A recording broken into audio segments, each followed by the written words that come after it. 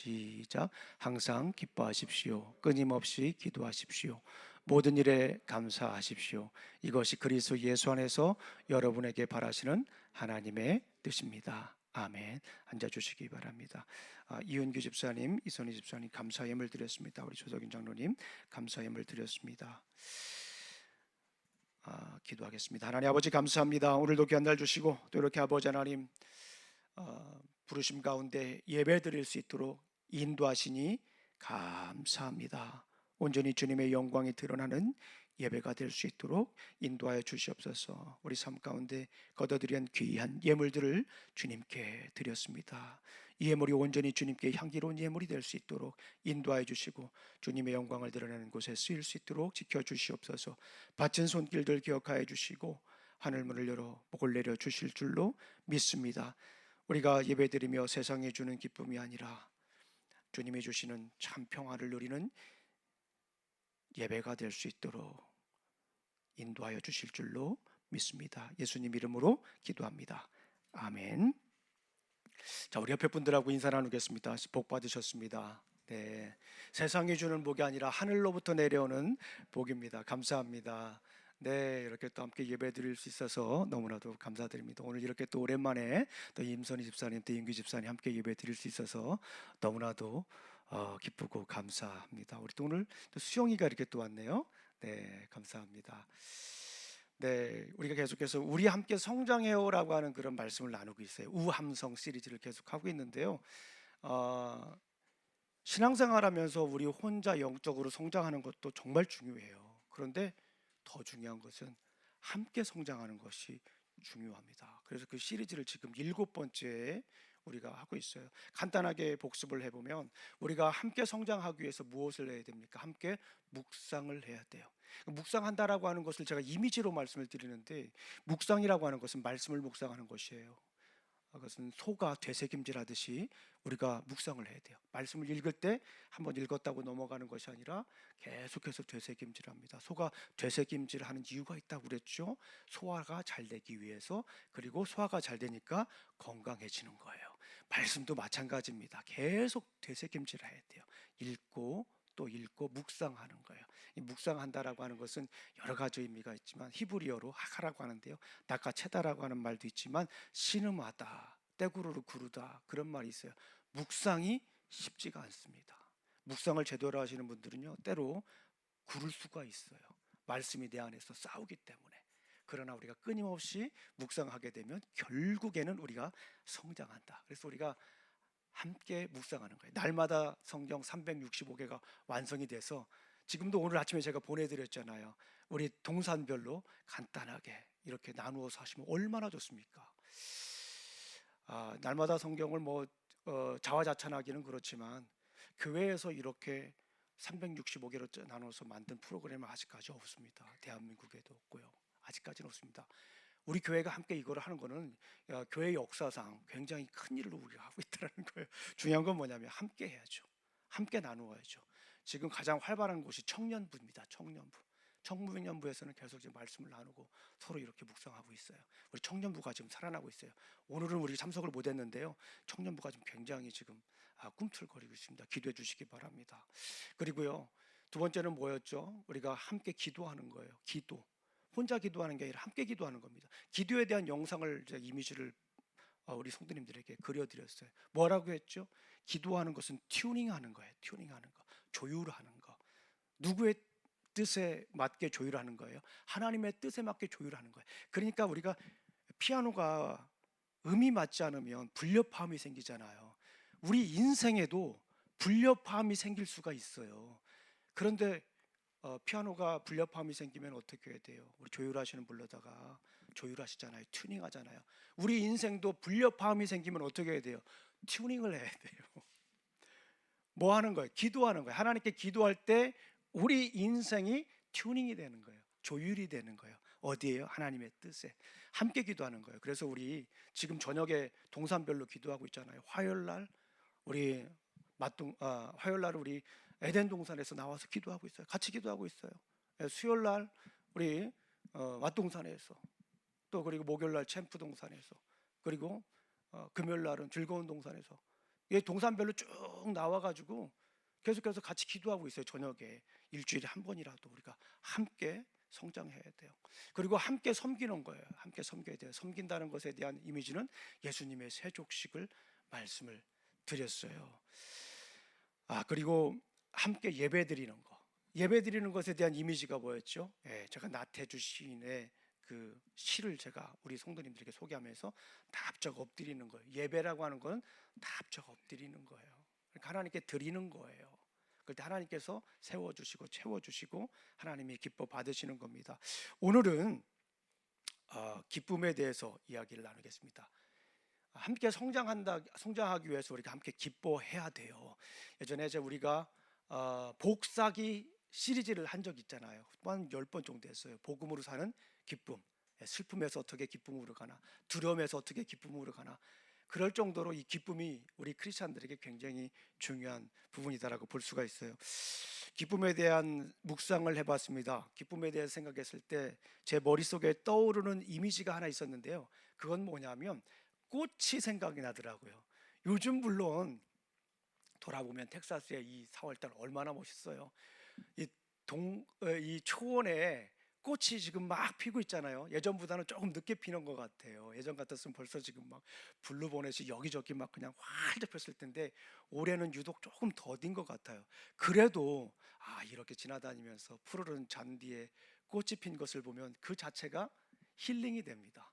그 꽃을 보면서 아무런 느낌이 없다. 그런 분들 계세요 혹시? 회개하셔야 됩니다.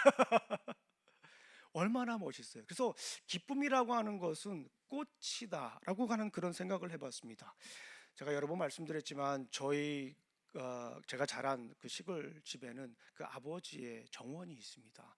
요즘 보니까 또 이제 아버지께서 집을 또 새로 지셔가지고 그 옛날에 졌던 그 정원에 있던 나무들을 다 좀 다시 재배치를 하시더라고요. 큰 작업을 지금 하고 계시는데요. 어쨌거나 지금 돌아보면 제 인생의 감정 공장과 같은 곳이었어요.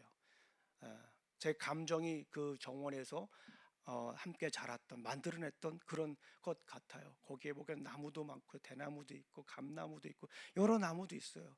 거기에는 꽃도 여러 꽃이 있습니다. 뭐 똑같은 색깔이 꽃이 있는 게 아니에요. 국화라도 다 색깔이 달라요. 노랑이라도 다 노랑이 아닙니다. 자세히 보게 되면 진노랑이 있고 옅은 노랑이 있어요. 다 다릅니다. 빨간색도 있고요. 또 계절마다 꽃이 피고요. 얼마나 아름다웠는지 몰라요. 지금 생각해 보면 그 정원에 있는 꽃을 바라보면서 나무 바라보면서 제 감성이 자랐던 것 같아요.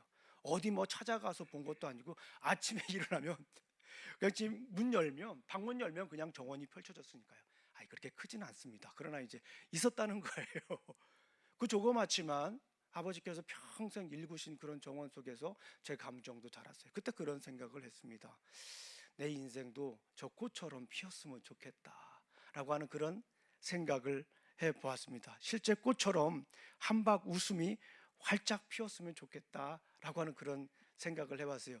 기쁨이라고 하는 것은 꽃이다라고 생각이 듭니다. 우리 인생의 꽃. 꽃을 활짝 피우고 싶은 분들이 있어요. 인생에 그런 분들은 많이 웃으셔야 돼요. 그러면 그만큼 인생의 꽃이 펼쳐진다라고 볼 수가 있습니다. 자, 기쁨은 우리 신앙의 꽃이다라고 볼 수가 있어요. 예. 기쁨은 우리 신앙의 꽃이다. 신앙생활하는 분들 중에서 기쁨이 넘치는 분들은 정말 아름다운 신앙의 꽃을 피우고 있다라고 볼 수가 있습니다. 그럼에도 불구하고요. 그렇다면 우리 인생에서 어떻게 기쁨으로 꽃을 피울 수 있을지 우리 한번 살펴보도록 하겠습니다. 우리 복사기 시리즈, 복음으로 사는 기쁨 시리즈 하면서 기쁨에 대해서 아주 구체적으로 한 8주에 걸쳐서 이야기를 했는데요. 아주 조금은 다른 측면에서 우리 성도님들과 함께 이 기쁨에 대해서 나누도록 하겠습니다. 어떻게 하면 우리가 기쁨으로 살아갈 것인가에 대한 말씀입니다. 여러 말씀이 있었는데요. 데살로니가 전서를 보면서 함께 말씀을 나눴어요. 어떻게 기뻐해야 할까요? 순종하며 기뻐해라 라고 하는 말씀이에요. 언뜻 우리가 생각을 해보면 기뻐하는 거하고 순종하고 큰 차이가 없는 것처럼, 별로 관계가 없는 것처럼 생각할 수가 있어요. 그런데 이번에 제가 이 데살로니가전서 5장 16절부터 18절까지 있는 말씀을 묵상하면서 하나 깨달은 것이 있어요. 이 기뻐하는 것이 꽃을 피우기 위해서는, 신앙의 꽃을 피우기 위해서는 순종해야 되는구나라고 하는 생각이 들었습니다. 우리 데살로니가전서 5장 16절 18절 좀 전에 읽었지만 한번 읽어보겠습니다. 시작. 항상 기뻐하십시오. 끊임없이 기도하십시오. 모든 일에 감사하십시오. 이것이 그리스도 예수 안에서 여러분에게 바라시는 하나님의 뜻입니다. 여러분들 잘 아시잖아요. 항상 기뻐하라. 이 말씀이 어떤 문법 구조를 가지고 있을까요? 첫 번째, 명령문이에요. 임페라티브라고요. 명령문이에요. 기뻐하는 것은 명령이라고 하는 거예요. 누구의 명령입니까? 우리 주님의 명령이에요. 가서 제자 삼으라고 하는 것도 명령이에요. 그런데 성경을 보니까 기뻐하라라고 하는 것도 명령이라고 하는 거예요. 그러면 그 기쁨을 어떻게 누릴 수 있냐는 거예요. 순종할 때 기쁨을 누릴 수가 있다라고 하는 겁니다. 이 명령형이라고 하는 것은 어떤 의미를 가지고 있어요? 우리 주님의 명령이잖아요. 해도 되고 하지 않아도 되는 게 아니잖아요. 주님의 명령은 우리가 반드시 기필코 꼭 이루어야 되는 거예요. 그 기뻐하는 것은 우리 주님의 명령인 거예요. 그 주님의 명령에 순종할 때 우리는 참 기쁨을 누릴 수가 있다라고 하는 거예요. 가만히 생각을 한번 해보세요. 예수님이 이 땅에 오신 목적이 뭘까요? 예수님이 이 땅에 오신 목적은 여러 가지가 있습니다. 우리 누가 마가복음 10장 45절에 보게 되면 섬김을 받으려 온 것이 아니라 오히려 섬기려 오셨다라고 말씀하잖아요. 그런데 다른 성경 말씀을 보게 되면 예수님이 오신 목적을 또 얘기를 해요. 예수님이 이 땅에 오셨을 때 천사들이 우리 예수님에 대한 이야기를 합니다. 우리 누가복음 2장 10절 말씀 시작. 천사가 이르되 무서워하지 말라. 보라, 내가 온 백성에게 미칠 큰 기쁨의 좋은 소식을 너희에게 전하노라. 예수님 자체가 뭐였다고요? 기쁨인 거예요. 복음이잖아요. 우리가 복음이라는 게 굿뉴스잖아요. 예수님 자체가 이 세상에 기쁨이 되기 위해서 오신 거예요. 예수님을 잘 믿는 분들 가만히 보게 되면 기쁨이 있어요. 어려운 일이 있고 힘든 일이 있고 내가 볼 때는 주저앉고 싶은 일이 있고 어쩜 신앙생활하는 분이 저렇게 어려운 일만 계속 겪을까라고 하는 분도 가만히 보게 되면 그 안에 기쁨이 있는 거예요. 예수님을 제대로 믿는 분들은 그 안에 뭐가 있다고요? 기쁨이 있는 거예요. 우리 인생을 걸고 복음을 전한 사도 바울이 있지 않습니까? 우리가 지금 사도행전 공부하고 있잖아요. 이제 한 번 남았는데 사도행전을 보게 되면 사도 바울의 전도 여행이 나와 있어요. 우리가 잘 아시는 것처럼 목숨을 걸었어요. 사도 바울은 인생을 걸고 복음을 증거했단 말이지요. 죽음을 각오하고 전했어요. 근데 그 사도 바울이 로마서에서 이런 이야기를 합니다. 우리 성도님들 여러 번 많이 들으셨을 거예요. 시작. 우리가 환난 중에도 즐거워하나니 환난은 인내를, 인내는 연단을, 연단은 소망을 이루는 줄 알미로다. 아이고 목사님 이 성경 또 얘기 안 해요. 그렇죠. 아마도 더 할 거예요 앞으로요. 저는 이 성경을 보면 너무 힘이 돼요. 지난번에도 말씀을 드렸지만 너희가 환난 중에도 즐거워하나니. 그러니까 이게 저는 처음에 이해가 되질 않았어요. 환난이 생기면 어떻게 해야 돼요? 참아야 되든지, 환난이 생기면 어떻게 해야 되든지, 뭐 기도하라고 하든지. 성경적으로 봐도 그럴 수가 있잖아요. 환난이 생기면 무릎 꿇고 가서 기도하든지, 골방에 가서 기도하든지, 주님께 부르짖든지, 찾아가든지, 목사님을 찾아가든지, 리더를 찾아가야 되든지, 그래야 되는 거잖아요. 우리가 그렇게 하잖아요. 그런데 사도 바울은 복음의 인생을 건 사도 바울이 뭐라고 얘기하냐면 처음엔 이해가 안 되는 거예요. 이게 환난 날에, 즉 환난이 생기면 첫 번째가 뭐예요? 이것저것 생각할 거 없어요. 환난이 생기면 첫 번째가 뭡니까? 즐거워하는 거예요. 그게 우리 주님의 명령인 거예요. 따질 것 없어요. 찾아갈 거 없습니다. 환난이 생기면 그 자리에서 기뻐하라라고 하는 거예요. 그런데 거기서 기뻐하면 그게 끝나는 게 아니에요. 뭐 신세 타령하고 팔자 타령할 것이 아니라 그냥 기뻐하라고 하는 거예요. 그 기뻐하고 나면 어떤 일들이 생깁니까? 환난은 인내를 만들어낸대요. 그리고 인내는 연단을 만들어낸대요. 연단은 소망을 이루는 줄 알미라. 그 단계를 너무나도 자세하게 설명을 해줬어요. 환란이 생기는데 그 환란을 주는 이유가 뭐냐면 소망을 이루기 위해서래요. 그런데 환란이 생겨서 바로 소망이 되는 게 아니라 환란 다음에 뭐가 있어요? 환란 날에 즐거워하니 환란은 인내를, 인내는 연단을 소망을 이루는 줄 알미라 하는데, 그 소망에 이르기까지 첫 번째 단계, 가장 중요한 단계, 그게 뭐예요? 기뻐하는 겁니다. 우리 사랑하는 성도님들, 힘들고 어려운 일이 있을 때 기뻐하시기를 간절히 소망합니다. 이거는 순종하는 거예요. 그냥 내가 의지적으로 기뻐하는 게 아니에요. 환난 날이, 어려운 일이 있을 때 기뻐하는 것은 주의 말씀에 뭐 하는 거라고요? 순종하는 거예요. 그럴 때 하나님께서 우리에게 기쁨을 주십니다. 소망을 이루게 해주시는 것을 우리가 알 수가 있습니다. 꽃이 피는 과정은 우리 신앙의 환난을 통해 인내를 배우고 또 연단을 거쳐 소망을 이루는 모습을 잘 보여주고 있습니다. 아까도 제가 우리 기쁨이라고 하는 것은 꽃이라고 저렇게 표현을 했잖아요. 인생 신앙의 꽃은 기쁨입니다. 그 정원에 보게 되면 새로운 꽃을 심으시기도 하고요, 다른 곡물을 심기도 하고 그러세요. 그런데 처음에는 잘 보이질 않아요. 근데 시간이 지나잖아요. 물도 주고 또 비바람도 불고 그 땅 밑에서 뭐가 있는지 아무것도 몰라요. 그런데 조금 시간이 지나면 어떻게 됩니까? 새싹이 이렇게 나와. 너무너무 신기하잖아요. 새싹이 나오고 거기다 물 주면 계속 자라가지고요, 꽃도 피우잖아요. 얼마나 깊이 꽃만 피웁니까? 나중에 열매도 맺잖아요. 우리 인생도 마찬가지인 것 같아요. 환난 날이 있을 때 순종함으로 기뻐해야 되는 줄로 믿습니다. 그런데 중요한 건 뭐냐면 나만 기뻐하는 것이 아니라 어떻게 해요? 함께 기뻐하는 거예요. 우리 교회 왜 다닙니까? 나만 기쁘라고 다니는 거 아니잖아요. 신앙생활 왜 합니까? 왜 이렇게 모여서 우리가 예배를 드립니까? 함께 모여서 하나님께 그 기쁨을 올려 드리는 것입니다. 아까 우리가 찬양을 했잖아요. 오늘은 기쁨에 관한 찬양을 했어요. 내게 강 같은 평화, 그리고 오 이 기쁨, 이런 찬양을 했잖아요. 그런데 오 이 기쁨 찬양에 동산에 이렇게 꽃이 있고 내 마음에도 꽃이 피어서 웃음꽃 피었네, 그런 표현이 있잖아요. 웃음꽃 피었다고. 신앙생활도 우리 함께 웃음꽃을 피워야 됩니다. 나 혼자만 껄껄껄 웃고 좋아서 끝나는 게 아니라 주변에 있는 분들하고 함께 웃으며 기뻐하며 신앙의 꽃을 피우시기를 간절히 소망합니다. 나 혼자만 웃고 나 혼자만 기쁘면요, 그 우리 주님이 그렇게 원하시는 거 아니에요. 그러니까 이런 생각도 할 수 있어요. 나 혼자 기뻐할 일은 하지 말아야 돼요, 교회에서. 나 혼자 좋다고 기뻐할 일 하지 마세요. 이거는 주님이 원하시는 거 아니에요. 순종하는 게 아니에요. 내가 하고 싶지 않더라도 우리가 함께 기뻐할 수 있는 일을 해야 되는 거예요.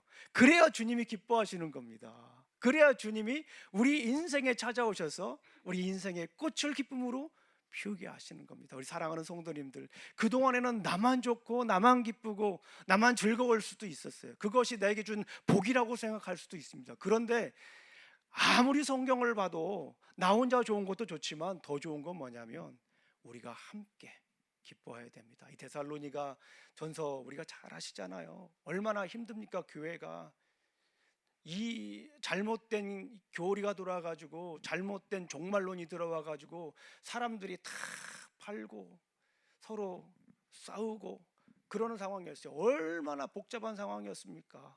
그런 때 왜요? 항상 기뻐하라. 그런데 여기서 항상 기뻐하라고 하는 것은 너만 기뻐하라가 아니라 우리 모두가 함께 기뻐하라라 하는 말씀입니다.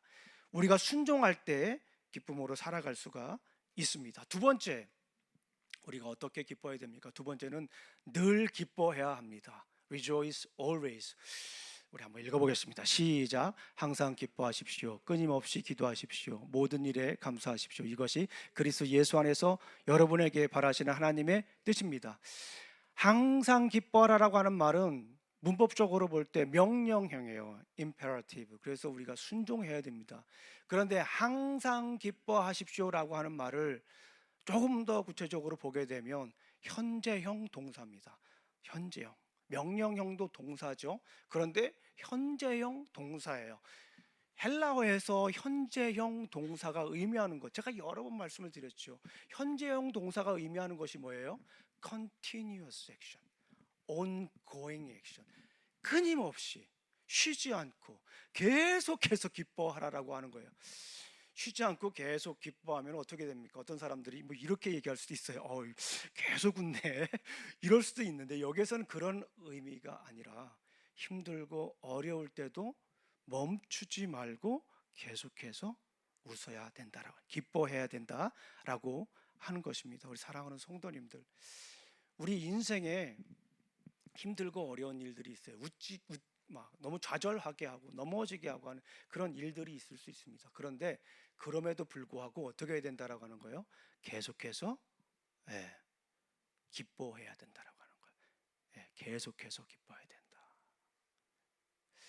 이 말씀을 가만히 보게 되면 반복 기법이 사용이 되고 있어요. 항상 기뻐하십시오. 끊임없이 기도하십시오. 모든 일에 감사하십시오. 항상 기뻐하라. 쉬지 말고 기도하라. 범사에 감사하라. 이거는요, 문법적으로 봤을 때 당시 문화나 이런 것들을 고려해 볼 때 저는 그렇게 생각합니다. 이 세 가지는 반복 기법을 사용한 거예요. 그런데 반복 기법이 그냥 똑같은 말을 반복한 게 아니라 이거를 프로그레시브 리피티션이라고 해요. 점증적인 반복이라고 해요. 그러니까 항상 기뻐하십시오라고 하는 것으로 끝나는 게 아니라 끊임없이 기도하십시오. 사실은 이거는 항상 기뻐하십시오의 반복인데 조금 더 발전된 반복이에요. 그냥 똑같이 반복되는 게 아니에요. 그리고 모든 일에 감사하십시오. 이것도 사실은 기뻐하십시오의 반복인 거예요. 그런데 똑같은 반복이 아니라 점증적인 반복이다라고 볼 수가 있어요. 그래서 사실은 이건 하나예요. 하나. 항상 기뻐하십시오. 끊임없이 기도하십시오. 모든 일에 감사하십시오. 이거는요, 같은 말이에요. 근데 가만히 생각을 해보니까 이 세 가지가 연결이 되어 있어요. 항상 기뻐하면 어떻게 될까요? 기뻐하면요, 기도가 계속 나와요. 기뻐하면. 그리고 기도가 계속 나면 어떻게 될까요? 감사합니다. 기도가 계속에 나오면 감사해요. 우리가 살다 보면은 인생에 잡초 같은 것들이 있어요. 근데 그 잡초 같은 것들을 어떻게 됩니까? 뽑아내죠. 그 뽑는 게 뭡니까? 기쁨이에요. 잡초가 생겼을 때 계속해서 기뻐하는 거예요. 항상 기뻐하십시오. 끊임없이 기도하십시오. 모든 일에 감사하십시오. 이것에 대해서 조금 더 구체적으로 설명하는 성경 구절이 있습니다. 너무나도 잘 아시는 말씀이에요. 한번 읽어보겠습니다. 시작. 아무것도 염려하지 말고 다만 모든 일에 기도와 간구로 너희 구할 것을 감사함으로 하나님께 아뢰라. 어떤 일이 있어도 기도와 간구로 너의 구할 것을 감사함으로 하나님께 아뢰면 어떤 일들이 생깁니까? 그리하면 모든 지각에, 우리 함께 읽겠습니다. 시작. 그리하면 모든 지각에 뛰어난 하나님의 평강이 그리스도 예수 안에서 너의 생각과 마음을 지키리라. 기도하는 거예요. 기뻐하는 거예요. 평강이 내 안에 있는 거예요. 사실은 이거를 다른 각도에서 조금만 더 설명을 한 게 이 말씀이에요. 모든 일에 기도와 간구로 너의 구할 것을 무엇으로요? 감사함으로 하나님께 나아가면 하나님께서 너의 마음과 생각을 지키시고 평안을 주시는 것이다 라고 볼 수가 있습니다. 우리가 살다 보면 염려가 있어요. 근심이 있습니다. 염려와 근심은 우리 인생의 잡초와 같은 존재들입니다. 다른 말로 말하면 우리 인생을 자꾸 넘어뜨리려고 하는 거예요. 아까 정원의 표현으로 말하면 자꾸 꽃을 못 피우게 하는 거예요. 넘어뜨리게 하는 것이다 라고 볼 수가 있어요. 그럴 때, 그런 일이 있을 때 우리가 어떻게 됩니까? 그럼에도 불구하고 기뻐하는 삶을 살아야 됩니다. 봄이 되면 잔디에 관리를 해야 되잖아요. 저도 작년부터 이제 잔디 관리를 좀 하는데요. 어떤 분이 그러더라고요. 요맘때 정도 된 것 같아요. 잔디가 이렇게 금잔디에서 겨울 금잔디에서 파릇파릇 나오기 시작하잖아요. 그런데 잔디만 나오는 게 아니라 뭐도 같이 나오나요? 잡초도 같이 나오더라고요. 굉장히 큰 것이 같이 나와요. 네잎클로버도 나오고 막 나오고 그래요. 근데 그분이 그러더라고요. 홈디포에 가게 되면은 그 잡초도 죽이고 잔디도 살리는, 피드하고 위드 죽이는 거, 잔디는 피드하고 위드는 죽이는 게 있대요. 그거를 알려주시더라고요. 그래서 어떤 것까지, 잔디는 종류는 어떤 거냐고 물어봐서 세인트 어거스트라고 그러니까 그걸 사서 이렇게 뿌리면 죽는데 한꺼번에 죽는 거예요. 다 이렇게. 참 신기하더라고요. 한 두 번 정도 그렇게 줬더니 그냥 작년 여름에 가을에 그냥 잔디가 그냥 뒷마당 잔디가 그냥 막 파라파라 빈틈없이 파라파라 꽉 찼어요. 그것만 보는 것은 힐링이 됩니다. 힐링이 돼요. 그래서 아침에 일어나 가지고 파란 잔디 이렇게 보면서 얼마나 힐링이 되는지 몰라요. 예. 올해 더 연구를 해봤습니다. 올해도 이제 얼마 전에 제가 뿌렸는데요. 올해 보니까 서치를 해보니까 잔디는 살리고 잡초는 죽이고 파이어 앤트는 죽이는 게 있어요. 이 세 가지가 하나에 있어요. 그래가지고 그걸 얼마 전에 또 뿌렸어요.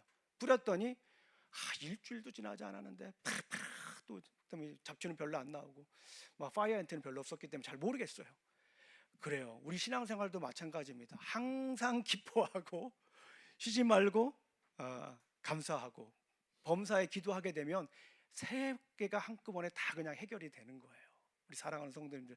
그런데 정말 중요한 게 뭐예요? 기뻐하는 것으로부터 시작하는 거예요. 우리 함께 기뻐하시기를 간절히 소망합니다. 예배 드리는데 그 기쁨이 있어야 돼요. 우리 사랑하는 성도님들 함께 기뻐하시기를 간절히 소망합니다. 그리고 내가 다른 사람이 기뻐하지 않을 일들이면 가급적으로 좀 내려놓으세요. 그것도 영적인 센스입니다. 왜냐하면 우리 혼자 기뻐할 수는 없잖아요.